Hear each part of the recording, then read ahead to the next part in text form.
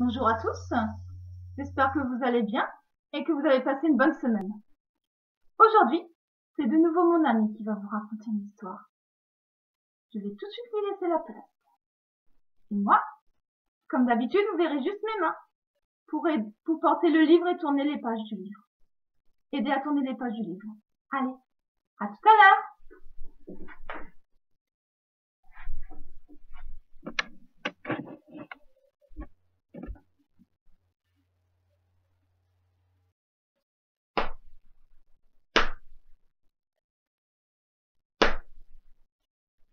Bonjour les enfants!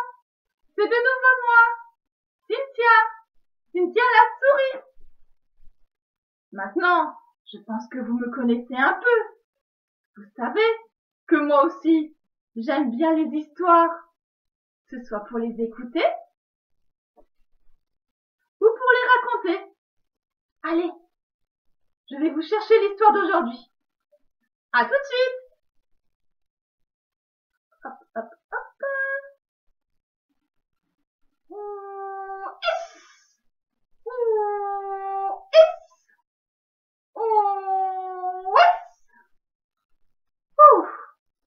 Sont lourds ces livres, hein?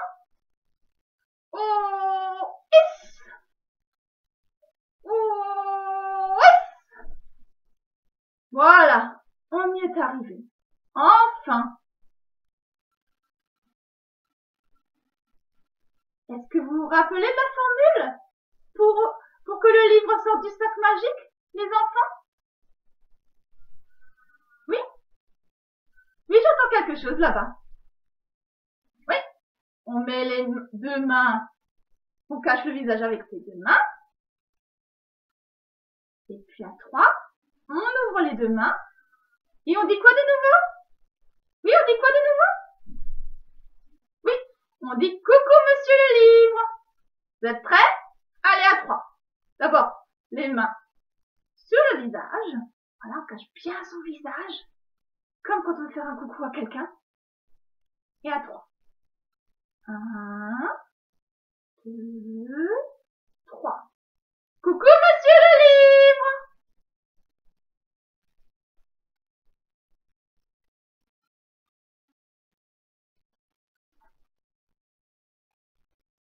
Alors,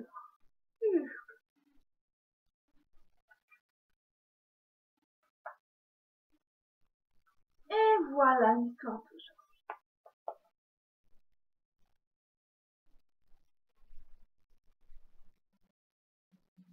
Donc l'histoire d'aujourd'hui s'intitule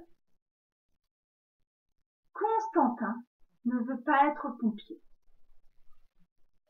Avec Noël, nous avons décidé de dédier cette histoire, bien sûr aux pompiers, mais aussi à tous les soignants, les personnes qui gardent les enfants et celles qui s'occupent des enfants qui ne rentrent pas chez eux, les personnes qui s'occupent des sans-abri et des personnes handicapées, les personnes qui fabriquent des masques et des gels hydroalcooliques, les producteurs locaux, grâce à qui on a à manger, les boulangers aussi, les personnes qui travaillent dans les magasins, les personnes qui font le ménage, parce que c'est elles qui nettoient tout pour lutter contre le méchant virus,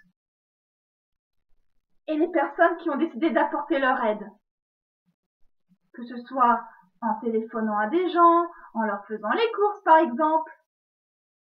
Voilà, c'est pour toutes ces personnes-là que nous avons décidé avec Noël, que j'ai décidé avec Noël de raconter cette histoire aujourd'hui.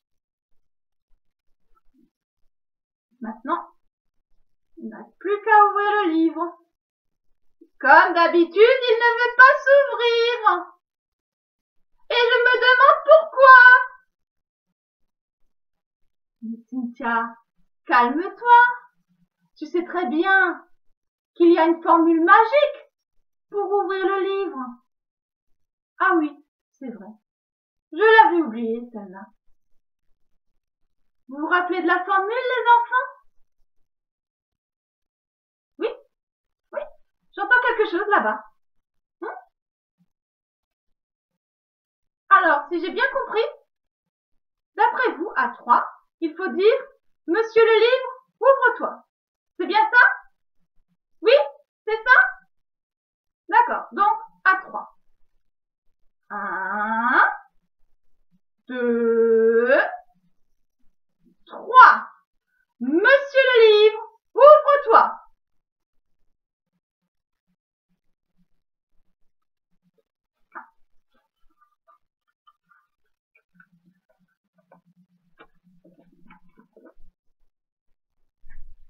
Constantin est un joli petit panda. Avec son pelage noir et blanc, il fait penser à une glace au chocolat et à la vanille. Un jour, Constantin joue sur les pas de sa porte avec son petit train.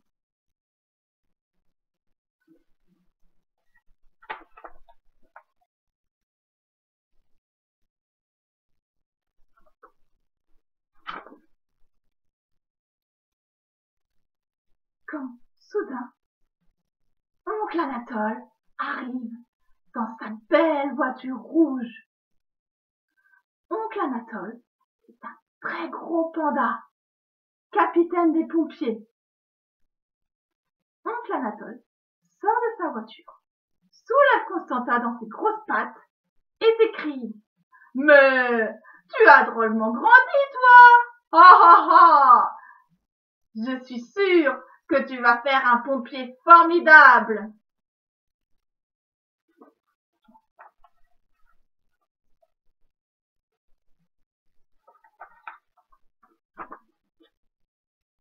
Puis, il repose le petit panda à terre et entre dans la maison.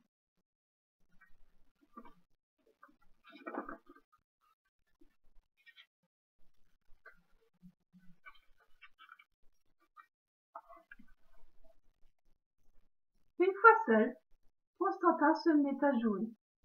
Mais le cœur n'y est plus. Pourquoi tonton a-t-il dit que je ferais un pompier formidable? Je ne veux pas être pompier, moi, grogne-t-il. Oncle Anatole ressort de la maison 1 heure plus tard, une petite valise à la main. Mais c'est ma valise! S'écrie Constantin. Oui, mon petit, je t'emmène quelques jours, car il est temps que tu apprennes le beau métier de pompier. Dis au revoir à tes parents. Pas du tout content, Constantin embrasse ses parents et monte dans la voiture de son oncle.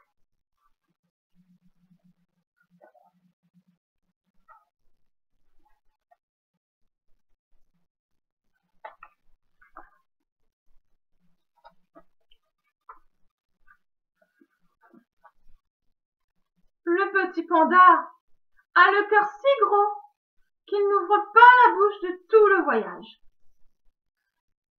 Arrivé à la maison, Constantin s'approche de sa tante et lui dit d'une toute petite voix « Bonjour, tante Guiguite. »« Bonjour, Constantin » répond tante Guiguite, accroupie devant la cheminée. Tante Guiguite s'apprête à faire du feu.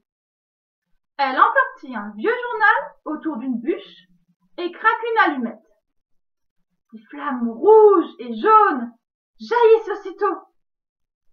Voyant cela, Constantin prend peur, s'empare d'une cruche d'eau et la vide sur le feu qui s'éteint. Quel drôle de pompier, dit tante Guiguite. Je n'ai plus qu'à recommencer.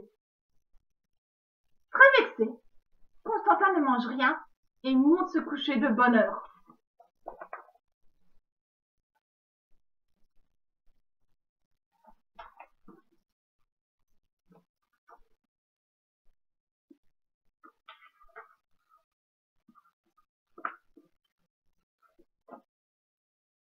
Et dans son lit, Constantin fait un drôle de rêve. Le voilà pompier et il doit éteindre un énorme incendie avec un tuyau d'arrosage plus gros que lui. Il arrose, arrose, arrose.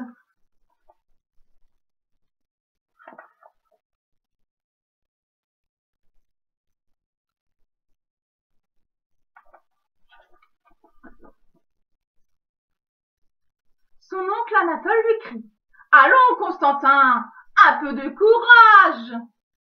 Approche de la maison! Un pompier n'a peur de rien! Arrose! Arrose! Arrose!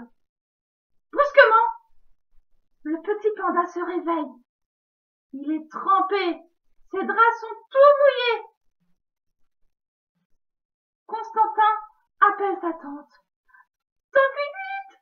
Tante Guiguite! Je crois. Enfin, c'est sûr. J'ai fait pipi au lit.